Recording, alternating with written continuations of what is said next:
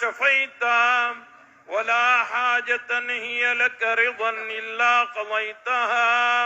Social মিডিয়াতে এই video ক্লিপটা খুবই ভাইরাল। অনেকে বলতেছেন উনি নাকি ইসলাম ধর্ম গ্রহণ করেছেন। বিষয়টা একটু ক্লিয়ার করি।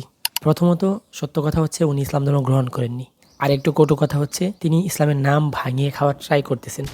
একটু সহজ করে বলি, অনেকে জানেন ওনার নাম থালাপতি বিজয়। তিনি দক্ষিণী সিনেমা অর্থাৎ তামিলনাড়ুর সুপারস্টার। গতকাল শনিবার চেন্নাইয়ে বিজয় নিজেই এই আয়োজন করেন, যেখানে স্থানীয় 15 জন ইমাম উপস্থিত ছিলেন। বিজয় নিজেও সারাদিন রোজা ছিলেন, ইফতার করেন এবং নামাজে অংশগ্রহণ করেন। এখন অনেকে জিজ্ঞেস করতে পারেন তাহলে এই আয়োজনের উদ্দেশ্য কি? এখানে উদ্দেশ্য একটাই, বিজয় নিজেই ঘোষণা দিয়েছেন যে তিনি শোবিজের কাজ করতে করতে এখন হয়রান অর্থাৎ ক্লান্ত, তাই তিনি এখন মানুষের সেবা করতে চান, যেটা কিনা তিনি রাজনীতির মাধ্যমে করতে চান। বলা বাহুল্য তিনি মাশরাফি, সাকিব কিংবা ফেরদৌসের মতো এমপি প্রার্থী নন। তিনি ইমরান খানের মতো নিজেই দল গঠন করেছেন। তার দলের নাম হচ্ছে টিভিকে অর্থাৎ তামিল আগামী কাজাগাম। আশা করি বিষয়টা অনেকেই বুঝতে পেরেছেন। এরপর থেকে আপাতত ওনার ইসলামী ট্যাগ দিবেন না। উনি ইসলামের কেউ না, উনি আসলে ইসলাম ধর্ম গ্রহণ করেননি। এই যে আপনারা সোশ্যাল মিডিয়াতে যেটা দেখতেছেন এটা সম্পূর্ণ ভুয়া, বানোয়াটি এবং কিছু ভিউ কামানোর জন্য মিথ্যা প্রচারণা, যেটা কিনা বাঙালি আগে থেকেই করে থাকে। গতকাল থেকেও শুরু হয়েছে এই বিষয়টা। আশা করি বিষয়টা এখন আপাতত বুঝতে পেরেছেন।